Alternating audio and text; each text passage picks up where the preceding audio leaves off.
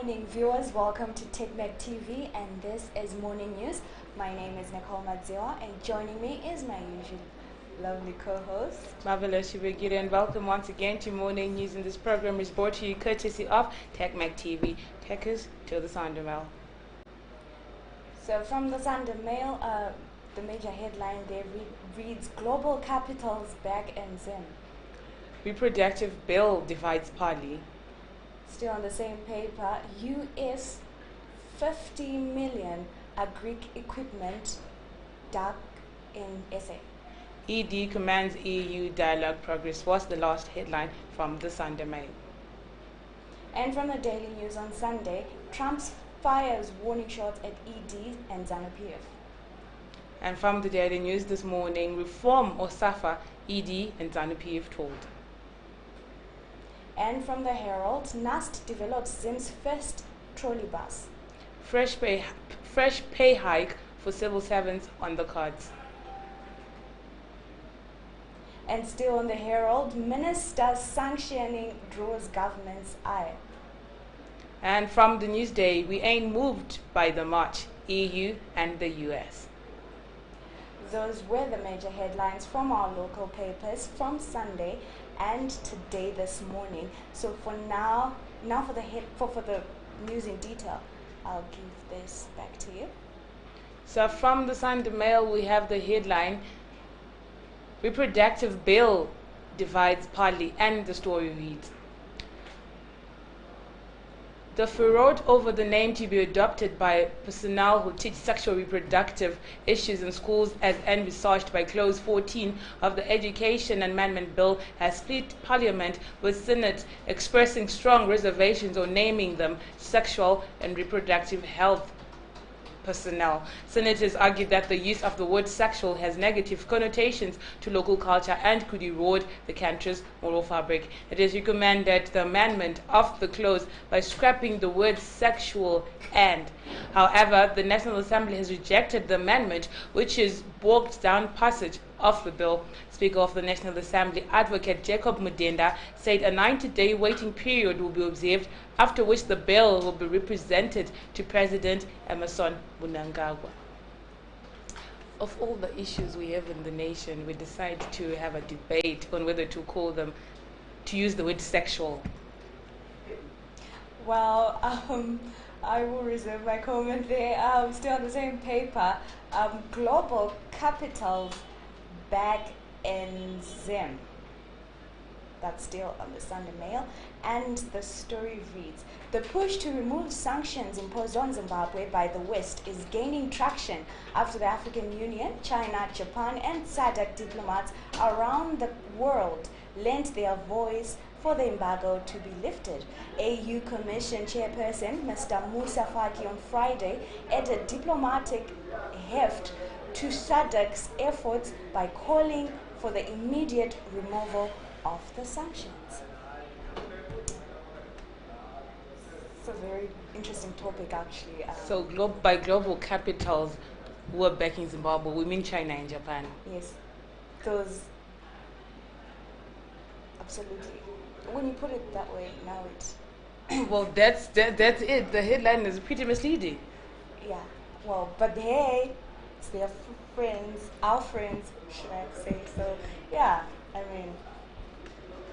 Well, after the Friday anti-sanctions march, we had to see the changes that are to be brought about by the development, if it's going to be a fruitful effort or if it's going to be fruits that is regarding the removal of the sanctions. And with the backing of China and Japan, our friends from the East, we can only wait. Still moving on, ED commands EU dialogue progress. President Emerson Mnangagwa has commended the European Union, EU, for removing the bulk of sanctions it imposed on Zimbabwe and engaging in progressive dialogue. The 28-member bloc imposed sanctions on Harare in 2002, but has been progressively reviewing the embargo in recognition of reforms being undertaken by government. Sanctions that remain include travel bans on the late former president, Robert Mugabe, his widow, Mrs. Grace Mugabe, 3 other officials, Vice President Dr. Constantino Chiwenga, General Philip Valerius Sibanda was the commander of the Zimbabwe Defense Forces, and an arms embargo. The trade embargo was lifted, allowing economic cooperation between the parties. Addressing the people gathered at the National Sports Stadium to mark the Southern Africa Development Community initiated Anti-Sanctions Solidarity Day, President Mnangagwa praised the EU for constantly reviewing the measures. Isn't it the same EU that actually tweeted over the weekend saying that we never imposed any sanctions? Rather, please check out that tweet. Go on. I don't want to say something that I'm not particularly sure, but I'm so sure. I barely remember my dreams, so it can't be a dream, okay? So yeah, please do go on the EU Twitter handle and check the response by EU on this.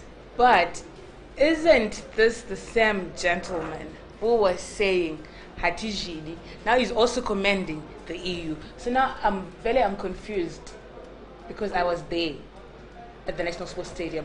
But however, we'll probably give you a few videos of the street reactions that we had later on in the day. And it's actually, I don't know if it's sad or if it's weird or funny that some people actually do not know what sanctions are. Some people know that there's sanctions, and some people, I think it's misleading, like to the ordinary Zimbabwean, what the sanctions are doing, what's sanctioned, the effects, if they're actually affecting everything that's happening in the country.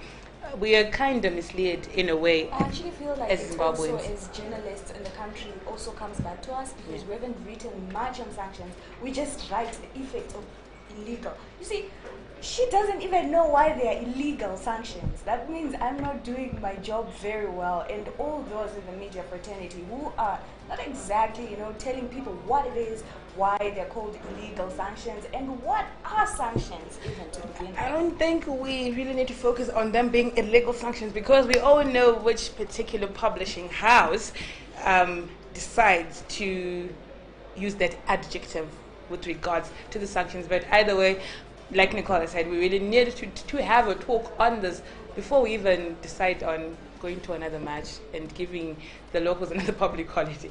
We really need to focus on the sanctions, the irregularities, if they're there, who it is affecting, and if what exactly needs to be done. Of course, so earlier on you said the effects of the sanctions, the anti-sanction march, did it even have any results? So actually it did, and according to the new Daily News there, it says Trump fires warning shots at ED and Zanu PF. So, and the story reads, in an ominous development for President Emerson Mnangagwa and his under-pressure government, the United States of America has slapped State Security Minister Owen Ncube with sanctions over allegations of gross human rights violations, the Daily News on Sunday can report. So I can imagine the reactions. When you do something and then you expect a result, some result, and alas, something else actually comes out. So yeah, so that's what happened over the weekend. And you know what? We'll just.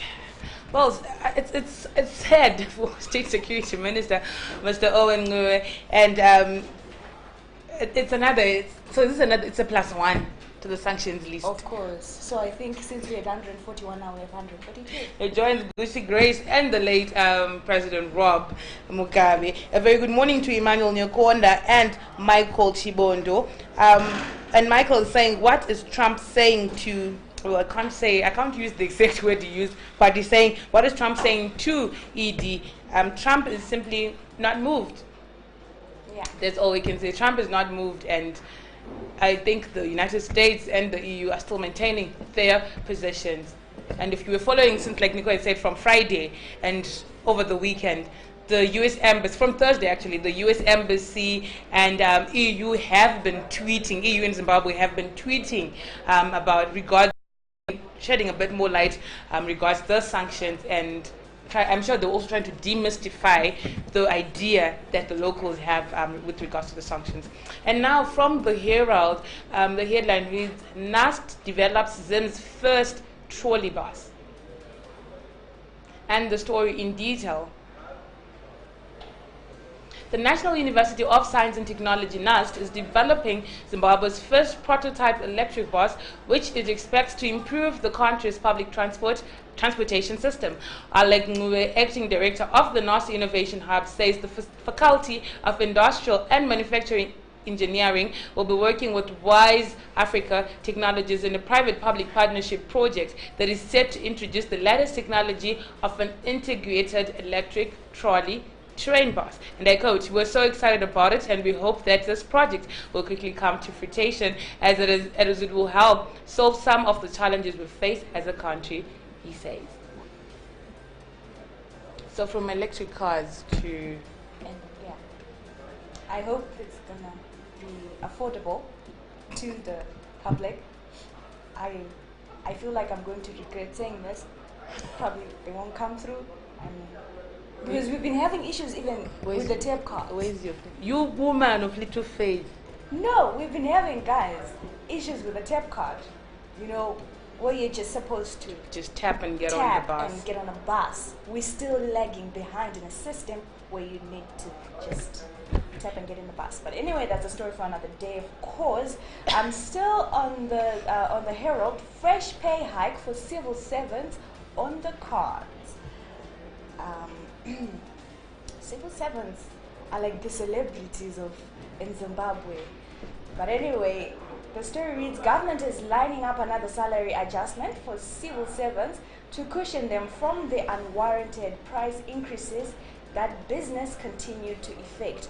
This was said by Finance and Economic Development Minister Professor Mthuli Ncube in an interview with journalists at the National Sports Stadium on Friday on the sidelines of the SADC Day of Solidarity against sanctions imposed on Zimbabwe by the West. And I quote, "We are going to have another adjustment as we speak. Then we are going to pay the bonus in November.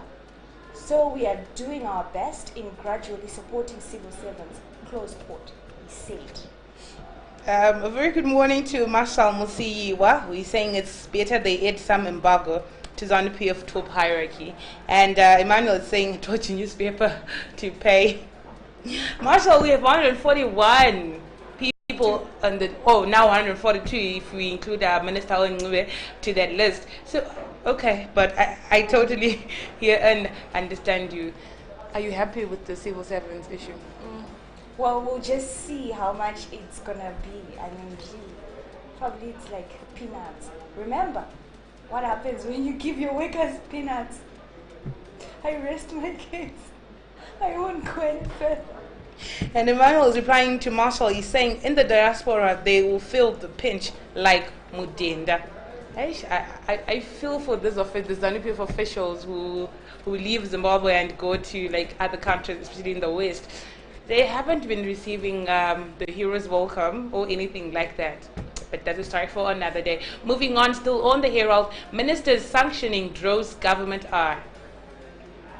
Government has fired a salvo at the United States of America's decision to add to its sanctions list State Security Minister Owen Ncube on allegations of gross violations of human rights, describing the move as absurd. The U.S. state government last week announced that it was adding Minister Ncube on the blacklist, with the department claiming it had credible information of his involvement in gross violations of human rights.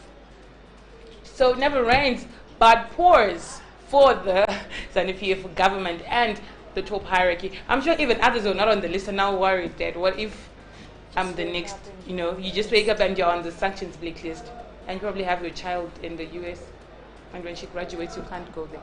Yeah. Why am I even picturing that for anyone? Well, it's just those are some of the possibilities of things that can happen. Anyway, moving on to the news day. We ain't moved by much, EU and US says. And the story in detail. The hundreds of buses